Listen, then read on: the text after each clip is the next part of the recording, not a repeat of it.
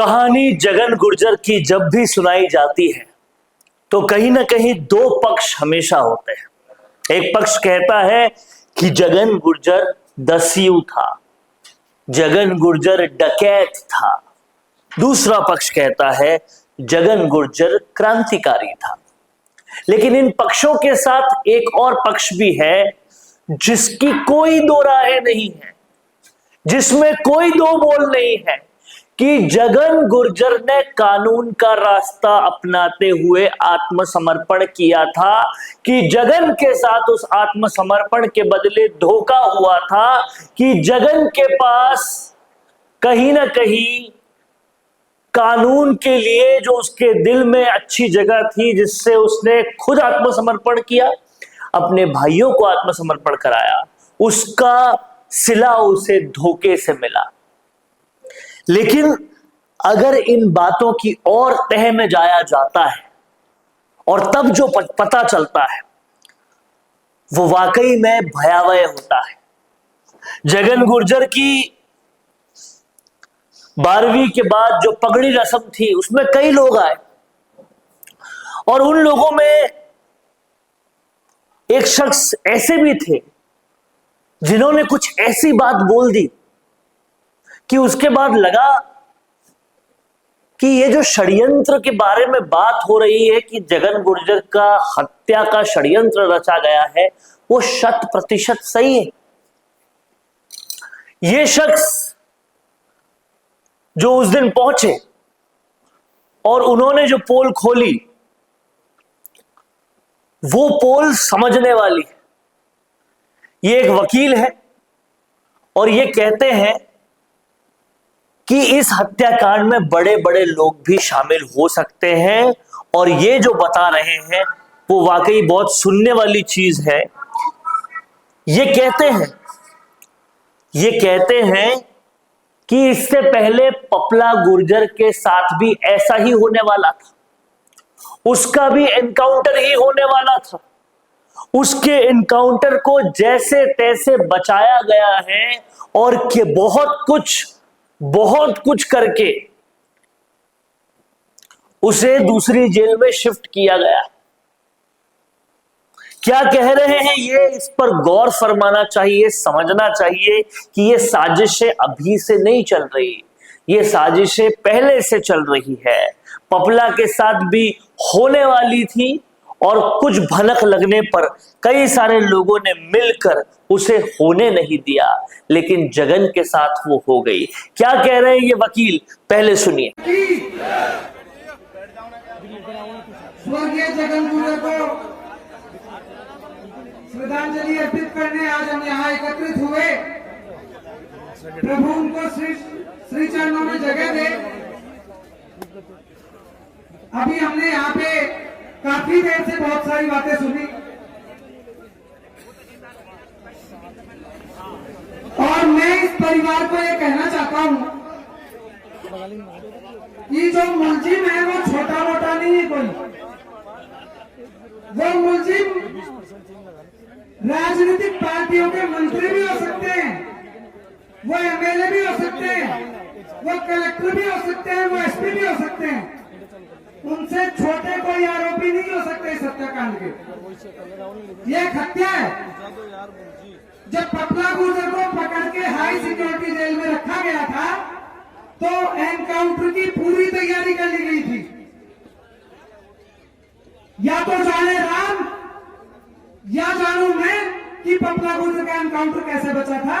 उसको बेड़ियों में लाने के लिए मैंने जेल डीजी से, जेल आईजी से, हाई कोर्ट में यहां तक रिट डालनी पड़ी और एक तत्कालीन एमएलए के ऊपर मेरे को एफआईआर भी दर्ज करनी पड़ी, तब जाकर उसका jail transfer high security jail से गुड़गांव हुआ। अब मैं आप सबको यह कहना चाह रहा हूं, परिवार से जो मेरी बात हुई, परिवार ने यह बताया, भाई आसाराम ने यह बताया कि बाड़ी थाने ने 7 दिन तक उनको इलीगल कस्टडी में रखा। तो सुप्रीम कोर्ट ने यह व्यवस्था करी है कि अगर किसी भी व्यक्ति को थाने के किसी भी कोने में, थाने की किसी भी जगह में, एसएचओ के क्वार्टर पे, मेस में, टॉयलेट में, बाथरूम में अगर कहीं भी रखा जाए तो सुप्रीम कोर्ट ने व्यवस्था करी है, चप्पे चप्पे पर कैमरा लगाए और 1.5 साल तक की फुटेज आपको मिलेगी। और ये मामला मार्च का है, 3 महीने पहले का, 4 महीने पहले का है। सबसे पहले तो बाड़ी थाने की फुटेज लेंगे और एसएचओ और एसपी के ऊपर एफआईआर दर्ज करेंगे कि उन्होंने 6 दिन तक 151 में बंद कैसे किया। ये तो बाड़ी थाने का मामला हो गया। अब अगर हम आगे चले अजमेर की तरफ, तो सरकार ने जेल की व्यवस्थाएं करी कैदियों के, बंदियों के रहने के लिए। एक हाई सिक्योरिटी जेल अजमेर है, उसके अलावा जो हर डिस्ट्रिक्ट हेडक्वार्टर के ऊपर जेल है। क्या राजस्थान सरकार इतनी कामयाब नहीं है, उसके पास इतने संसाधन नहीं है कि उन जेलों में वो सुरक्षा सुनिश्चित कर सके, उन जेलों में वो गैंगवार को रोक सके। एक बेबुनियाद नाम पे हाई सिक्योरिटी जेल का नाम कर दिया अजमेर। अब अजमेर में क्या होता है? अजमेर में यह होता है कि राजस्थान की हर जेल और पूरे देश के पुलिस थाने सीसीटीवी कैमरे से लैस है। उनकी रिकॉर्डिंग आपको साल भर की मिलेगी। इतनी लंबी उनकी फुटेज होती है, क्योंकि सरकार का अच्छा बजट है। अब अजमेर हाई सिक्योरिटी जेल में क्या हुआ कि पुलिस का यह कहना है, गंभीरता से इस बात को सुनना, पुलिस का यह कहना है कि सबसे पहले कैमरे के ऊपर कोलगेट लगाई गई। मैं इसी मंच के माध्यम से, श्रद्धांजलि सभा की उमड़ी हुई भीड़ के माध्यम से सरकार से यही सवाल पूछना चाह रहा हूं कि अगर वहां पे कोलगेट लगाई गई सीसीटीवी कैमरे पे, तो कंट्रोल रूम में क्या कोई अधिकारी नहीं था? किसी की ड्यूटी नहीं थी कि सीसीटीवी फुटेज को कंटिन्यू देखे? कितने दिन से वो फुटेज बंद है? दूसरी बात, भाई पप्पू गुर्जर और भाई जगन गुर्जर, ये दोनों एक ही बैरक में रहे वहां पे 2 महीने 2.5 महीने तक। ऐसी कौन सी सिक्योरिटी का कारण रहा था, ऐसा कौन सा खतरा रहा था इन दोनों भाइयों में कि 15 दिन पहले इनकी बैरक बदलनी पड़ी सरकार को?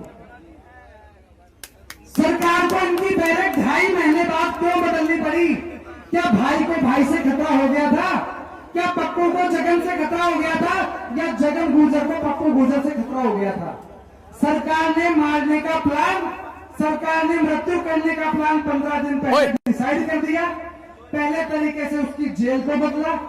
उसके बाद में वहां पर जब घर वालों से फोन के ऊपर बात करवाई जाती थी, तो भाई पप्पू गुर्जर ने आसाराम को यह कहा कि यहां पर हमारी जान को खतरा है। तो भाई आसाराम ने प्रशासन को लेटर दिया, प्रशासन ने कोई कार्रवाई नहीं करी। अब इसमें मुख्य रूप से अब एक चीज और है इंपॉर्टेंट कि जिस दिन पोस्टमार्टम हुआ उस दिन किस अधिकारी ने ये सहमति पत्र लिख के दिया? मेरे को भाई खटाना जी बताएंगे। हाँ, सहमति पत्र किस अधिकारी ने लिखा? वो माके आरपीएस के 3 एक का नाम। अब इसमें मैं ये कहना चाह रहा हूं कि किसी भी आईपीएस अधिकारी को, किसी भी आईएएस अधिकारी को ऐसा सहमति पत्र लिखने की कोई शक्ति नहीं है। ये सब गैर कानूनी हुआ है और इसकी सीबीआई जांच करवाने के लिए हम जिला कलेक्टर अजमेर को भी पार्टी बनाएंगे, जिला एसपी अजमेर को पार्टी बनाएंगे, सुप्रिंटेंडेंट जेल को पार्टी बनाएंगे, डीजी जेल को पार्टी बनाएंगे, ऊपर से लेकर नीचे तक सारे अधिकारी पार्टी बनेंगे और सबकी जांच होगी। और राजनीतिक रूप से जो मंत्री या एमएलए इसमें संलिप्त हैं, उनकी भी जांच होगी और दोषियों के ऊपर कार्रवाई करवाएंगे। वकील साहब ये बैठ के बात करेंगे, अपन निवेदन है मेरा, प्लीज। जय हिंद, जय भारत। तो जो जगन के साथ हुआ वो पपला के साथ भी होने वाला था और ये साजिशें पूरी तरह से रिपीट हुई है। पपला के साथ जो कांड होने वाला था और किसी कारण नहीं हो पाया, इन लोगों की मेहनत के कारण नहीं हो पाया, वो जगन के साथ हो गया। वकील की ये बातें पूरी तरह से झूठ तो नहीं हो सकती, क्योंकि कोई ना कोई अनुभव होगा जिसके आधार पर ही ये कह रहे हैं।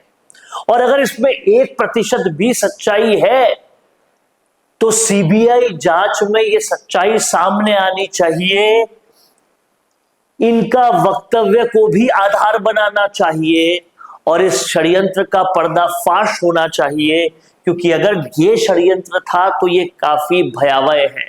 ये षड्यंत्र था तो कहीं ना कहीं इसके बाद और भी कई लोग टारगेट हो सकते हैं। जो इन्होंने कहा है कि पपला गुर्जर के साथ भी सेम होने वाला था, अगर उस बात में 1% भी तथ्य है तो सीबीआई को इस पर गौर फरमाना चाहिए, और अगर गौर नहीं फरमाते हैं तो कहीं ना कहीं दाल में कुछ काला नहीं बल्कि पूरी दाल ही काली है। क्या लगता है आपको इस बारे में? कमेंट बॉक्स में जरूर लिखिए। देखते रहिए संवाद, क्योंकि यह संवाद है भारत का, भारत के लिए। नमस्कार। 90% बिजनेस यही गलती कर रहे हैं। आप भी नहीं लाए ना अपने बिजनेस को ऑनलाइन, और इसी वजह से सालों तक मेहनत करने के बाद भी वो रिजल्ट्स नहीं मिले जो मिलने चाहिए थे। क्योंकि राज सिर्फ अच्छे प्रोडक्ट का नहीं है, राज है लगातार दिखने का। क्योंकि आज के दौर में ना लोग बहुत स्मार्ट हो गए हैं, और इस डिजिटल दौर में सबसे पहले आपका सोशल मीडिया देखते हैं, उसके बाद ही आपसे खरीदते हैं।